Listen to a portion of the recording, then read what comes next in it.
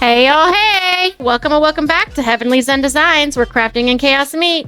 Through mixed media art, wood decor, life, and more. You just never know what we're getting into next. Go grab your coffee and pull up a seat.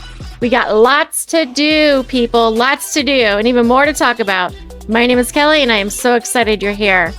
Hey, before we begin, please do me a solid and share this channel with all of our friends. And don't forget to hit that subscribe button and click the bell icon so you too can be the first to know when new videos are released.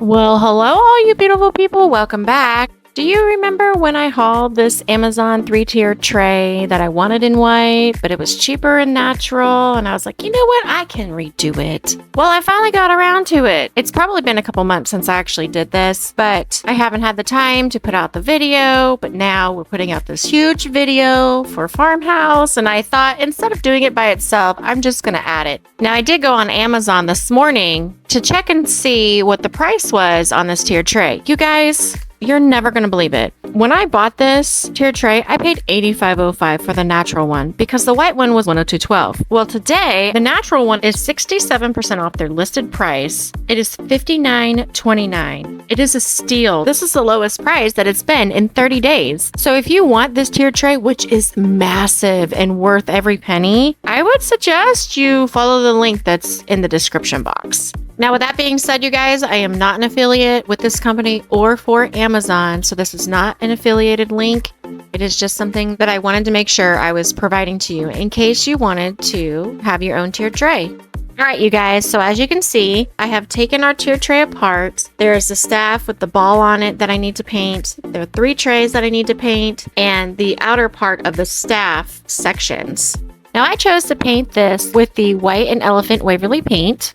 So I'm going to cover the base of all the pieces with elephant in 2 coats. As you can see, I used skewers to fill the holes of the pieces that go around the staff. And that was so that I could hold and paint it and also stand it up straight so that I didn't have any wear marks where the paint would touch the surface of my paper towel or mat that I was using. Now, I'm sure if you're new, you're probably wondering, why am I painting this gray when I could just paint it white and distress on top of it? Well, the short answer is I didn't know how when I did this. I'm getting better at distressing now, but when I did this 3-tier tray, I didn't know. I didn't know how to do it. So now I'm just continuing to paint the rest of this tray. I will paint the other 2 trays and the staff ball before I move on with the white. So now, why don't we start the reverse process of distressing our 3-tier tray? Again, I started with the darker color on the bottom, and I'm realizing now that the darker color is supposed to just be on the top, but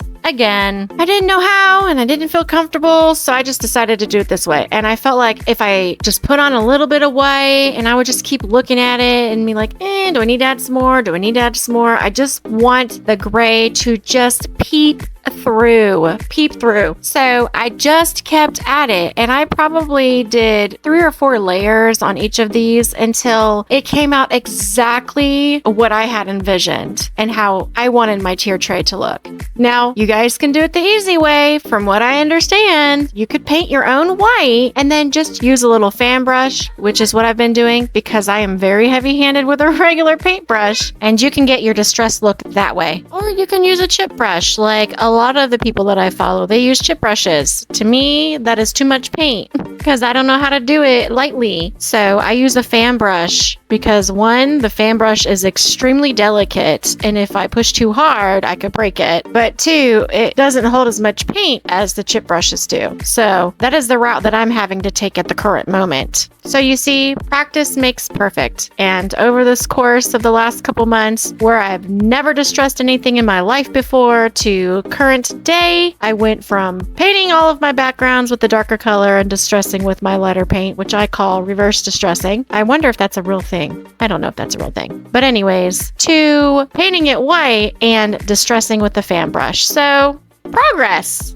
Now you can see what I was talking about with the gray just peeping through the white. I love how this turned out. Check this out. I just noticed that one of my cylinders wasn't actually drilled through the center. So that's why when I had initially set up this tier tray, it was leaning. Then I noticed that when I was trying to start putting this together, that the top cylinder actually needed to be painted because it's touching the staff tip, but you can still see the top of it. So I went in with the elephant and then distressed it with the white, and that way it all matches. Now I'm just going to put everything together, and you guys, I'm so happy with the results. I can't even express to you how happy I am. Look how good this turned out. And to me, this is prettier than the one that they are trying to sell in white. So go get you a natural one and paint it. I love it. I love it. I love it. I love it. I love it.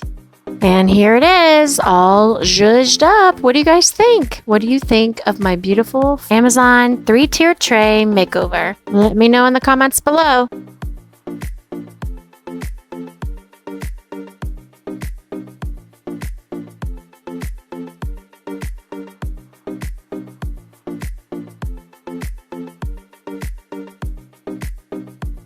Alright guys, so let's move on to DIY number 2, our farmhouse tier tray set. There's 15 pieces in this set, so I start this tier tray set by cutting it out on my Muse Titan X2. Next, I'm going to separate everything into color zones. So I have black, white, and gray. And the first thing I'm going to do once I have these separated is I'm going to paint all of the backs of the pieces that will show, along with the tumbling tower blocks and the stands on all sides. Next, I'm going to flip these to the front, color coordinate them again, and finish painting with my black paint. Next, I'm going to paint 2 to 3 coats of white on the majority of the farmhouse pieces and drying them in between coats. Now, I'm going to pull out my handy dandy, very delicate fan brush, and I'm going to distress with my dark color on top of my white paint. Aren't you guys proud of me? I'm so proud of myself. Look how good I'm doing. Now it's time for me to pull out my gray, my silver, my iridescent graphite, and my bronze, and do my dangdest to make these metal pieces look old, aged, rustic. You know, farmhouse. All right, you guys, now I have cleared my space and I'm going to be making the beads for my garlands. The first thing I do is pull out 36 beads and I put 12 beads on each skewer. Then I put hot glue at both ends of the skewer, and that way my beads don't fall off and like roll everywhere. And the hot glue also gives me the ability to hold the ends of the skewer so that I can paint the beads. Next, I'm going to pull out all of my paint, and I'm going to be doing the same thing I did with all of my pieces. I'm going to be painting some of them black, some of them white, and I'm going to rustify the other set of beads. Now it's time that I make these beaded garland thingamajiggies. I don't know what they're called. You guys can see. The first thing I do is tie my string around my end piece. Then I cut my skewers to get my beads off of it, because remember I hot glued the end. Then I'm going to, from lightest to darkest, put my beads on my string. And then I'm going to take the fabric that I had cut to make the tassel, and I'm going to tie the fabric to the end of my beaded garland and then secure the tie down with some hot glue. Now I'm going to repeat the same exact process that I did for the last beaded garland slash tassel slash whatever you call these thingamajiggies. I'm going to repeat the same process on the milk tag by adding my string to the tag, adding my beads to the string, and adding the tassel on the end.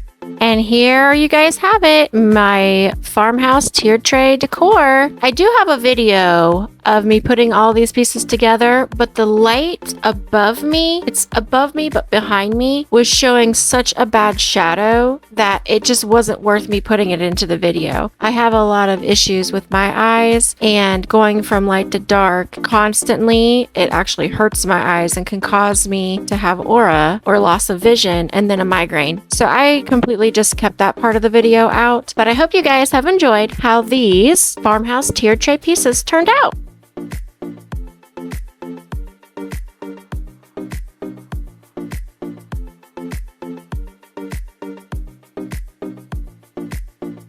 Alright, you guys, so now we're going to work on DIY number 3, my farmhouse sign, my roost, my rules. And to begin, I had this piece of 1/8 inch board, which is 12 inches by 20 inches, and I have a chalk couture transfer that is 18 inches by 12 inches. So I just marked on the board and used an X-Acto blade to cut it down, and then I filed the edge of it so that it was smooth. Now I'm going to take my black acrylic paint and I'm going to paint the entire back of the sign with 2 good coats. Now I'm going to cover the back with a piece of masking tape and then flip it over so that I can paint the front. Alright, now we're going to use our Adirondack white and give this front piece 2 good coats. Next, I'm going to distress the front of this sign with my iridescent graphite acrylic paint and my little teeny tiny, very delicate fan brush. Now I will say I feel like I went a little heavy on the distressing, so I went back in with another paintbrush and blended it out with that white paint. Next, I pulled out my 12 by 18 inch chalk couture transfer, buzzed it a couple times, and I'm not gonna lie, it took me a few tries trying to lay this on here straight, but I did finally get it. And then I'm going to be taking my black velvet chalk paste and using that on this transfer. Now, I will tell you, I'm only going to be doing a section at a time. And as soon as I'm done with that section, I'm going to peel it up. Now, to me, to get a farmhouse look, I don't mind if it bleeds. So I take up my transfers pretty quickly in those areas. But if you do not want it to bleed, you just have to pull it up slowly. Now I'm going to hit this with my heat gun to make sure that it is dry, and then I'm going to pull out my black Posca pen and go around the edges of my sign. Next, I'm going to pull out my Ranger Archival ink pad in jet black, and I'm going to rub the corner of this ink pad all around the outside of the sign. And then I'm going to rub the ink pad across the entire front surface of the sign. And the purpose of doing this is to allow it to look more aged and weathered. Now I'm going to take the remnants of the white paint that was on my paintbrush from blending earlier, and I'm just going to brush that onto the front of my sign to make it look a little faded. The last thing that I'm going to do to this sign is take some iridescent graphite, and I'm just going to go around and give it a little more detail, pull in a little bit more of the darker color, again, to try to make this look aged and old and worn. And you guys, I absolutely love this sign. And this is how this sign turned out. I stuck it in a frame, but this can also hang on the wall separately without the frame. But it is like the perfect match to my farmhouse tiered tray set, and my chicken coop, and my Amazon tiered tray, and my farmhouse barn tiered tray that you guys are about to see. What do you guys think?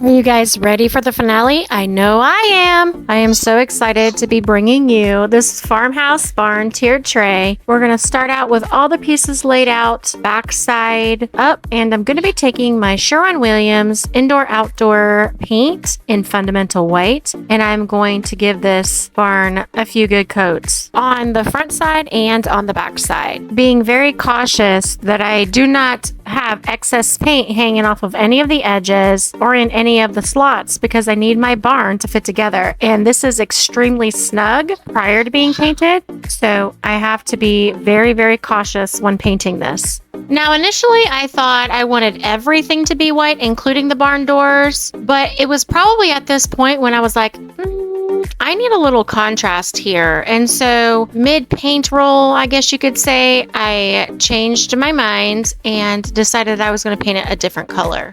So now that I know that my barn doors are going to be a different color, I continue to go in with my fundamental white and paint the rest of the barn. Again, being very cautious of the fact that I need to make sure I do not have any excess paint on any of the edges or in the slots. Y'all, I apologize if you hear my baby screaming. She is having a good old time playing with her sisters.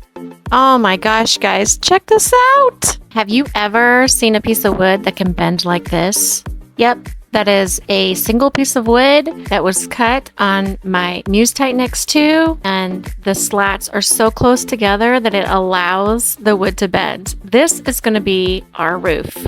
So as I previously stated, I had told you guys that mid-paint roll, I had decided that we were going to X-nay the white paint on the doors. Well, I really wanted the doors to stand out, so I decided to paint them the same color as I am painting the roof. Again, this is Sherwin-Williams Indoor-Outdoor Paint. This color is called Tricorn Black. I've used it before on previous projects, but I'm going to paint the roof, top and bottom, and both the doors. And again, I have to be very, very, very careful with this paint, not pushing too hard, because we cannot have the cuts in the roof or the doors to have excess paint on them, because like I said previously, this barn is so super tight prior to painting. So I'm just going to go in here and take my time. Although this is sped up, doesn't look like I'm taking my time, but I definitely take my time when I'm painting the Tricorn Black on my barn roof and doors.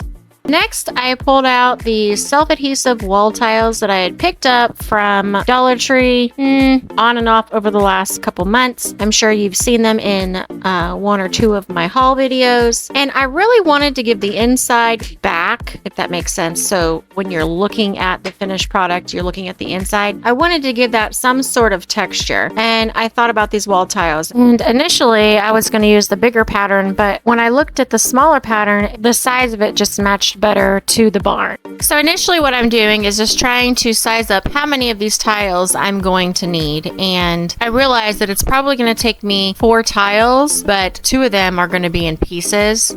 So now that I know that I need 4 tiles, I'm going to center these as best as possible. 1 on the top middle, 1 on the bottom middle, above and below the center slots, making sure there's enough room for that tiered tray piece to fit. And then I'm going to take my 3rd piece and put it on the right and left side of my bottom, and then the 4th piece on the right and left side of my top. And so I'm going to get the straight edge on the side and then cut the paper and then pull the paper over to the other side where there's another straight edge, and then cut off the excess. And I'm going to do that for both the top and bottom. I'm also going to put a piece of this tile on the very tip of the barn, because that was the only place you were able to still see about 1/4 inch of the white.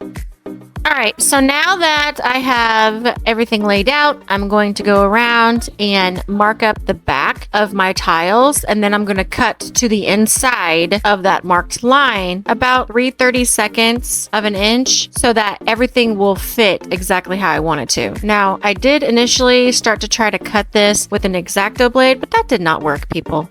It didn't work. So I ended up just using my scissors, peeling it off, cutting it, and then sticking it back on. I will say, right at the last minute, I do not have video of this, but right at the last minute, like right when I was getting ready to put this thing together, I decided I was actually going to paint over the wall tiles because they were really, really shiny. And this is supposed to be, you know, a farmhouse piece. It's supposed to have rustic elements to it. And the shininess just did not match. And so what I did was I went in with some folk art chalk paint, Adirondack white, and I just gently painted over the wall tiles so that you could still see the design, and it's not so dark that it completely defeated the purpose of even putting the wall tiles on there.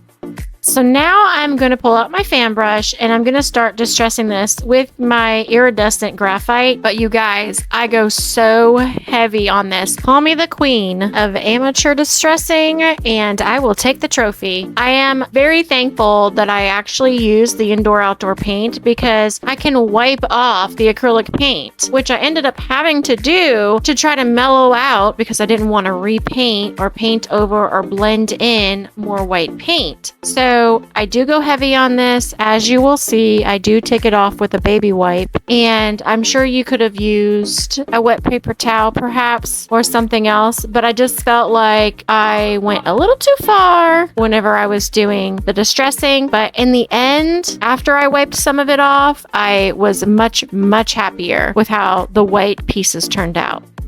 Okay, y'all. Did y'all see that? I just had to fix my wounded fan brush. So if we learned anything on distressing our white pieces, it is to do what? That's right. Go light. So I know it doesn't look like I went light on the doors and the roof, but you guys, the doors and the roof turned out perfect when I was finished distressing them.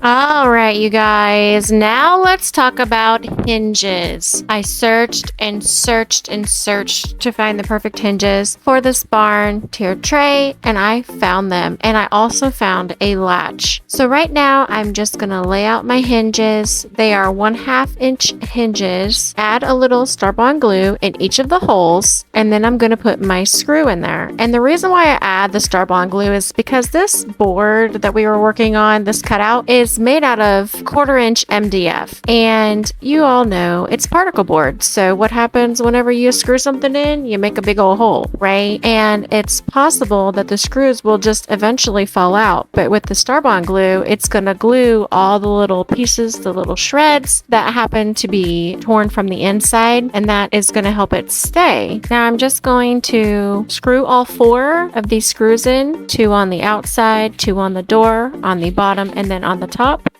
And oh my gosh, it actually works. I was so excited.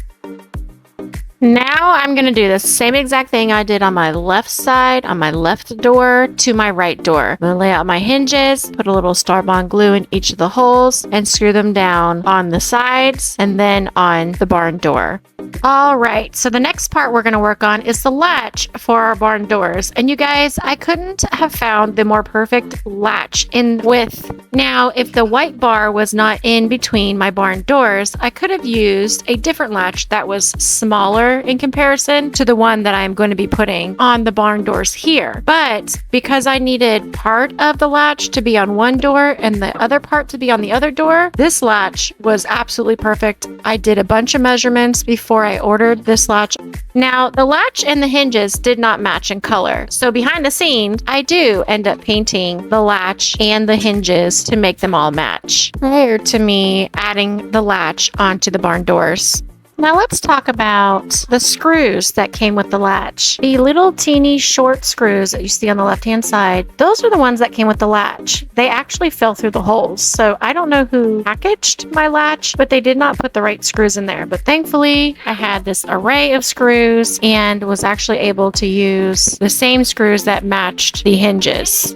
Again, y'all, I amaze myself. Look at this. It works. It's attached. It works. It works. I was looking at the edge of that to see if the bar on the left door was going to be pushing on the white bar between the doors, but it did not. So I continue screwing this latch down, making sure it is as straight as possible because I'm only getting one shot to do this.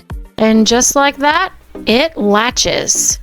All right, you guys, it is time to put this beauty together. So remember when I was talking earlier about that I painted the wall tiles? Now you can see what I did. It's just a light coat. You can still see the wall tiles through it. I thought about distressing this part too, but I felt like it would take away from the outside of the barn, and so I decided to just leave it like this. So now we are going to use our Star-Bond glue, and I'm going to be gluing the top inside tiered tray piece. Next, I'm going to be gluing the right side of the barn, left side for me, to the back and to the top tiered tray piece. Next, we are going to glue the left side of the barn, right side for me, to the back of the barn and the inside tiered tray. Now I'm going to glue the front part of our barn onto the sides and the inside top tier tray. Now I'm going to glue the bottom piece onto the back, sides, and front bottoms of all the pieces. Next, I decided at this point that I'm going to be putting on some painter's tape. Just wanted to make sure nothing moved and everything was secure in its place before I put the roof on. And y'all, let's give it up for the star of the show, this beautiful, beautiful roof. Now, I only secured this roof in 2 places. On the top part of the right side with half Starbond glue and half hot glue. Then I held it for about 10 seconds. Then I stretched the roof over to the other side and repeated what I did on the right side. So now this is being attached to the top of the left panel with Starbond glue and hot glue. Now, just like the other side, I held this side for 10 seconds until I could tell it was secure as well. The very last thing I did to my barn is take the tape off, stand back, and stare. You guys, like seriously, no joke. I am at a loss for words. This thing is absolutely gorgeous, and I cannot express how beautiful this thing is in person. And I would be lying if I didn't say I picked it up, hugged it, and twirled a few times because I was so proud of myself. I absolutely love how this turned out. Well, that is it, guys. What do you think? Honestly, I feel like I scored in the biggest farmhouse antique store there is imaginable. I feel like every one of these pieces is something that you could walk into an antique store and find and pick them out to have as your own. Do you guys have a favorite piece? I cannot decide. Like, I love my barn, but that rooster sign, you guys, is definitely tied. Definitely tied. I love all the farmhouse decor. I love how my Amazon tiered tray makeover turned out. I just love it all.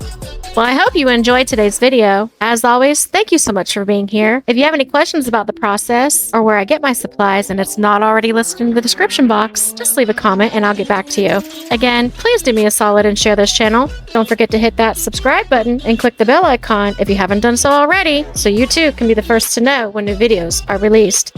Until next time, my friends, craft like crazy, reign in the chaos, live life to the fullest, and I meet you right back here in my next video. Love you guys. Follow me on YouTube, Instagram, and TikTok at Heavenly Zen Designs, or visit my business page at www.heavenlyzendesigns.com.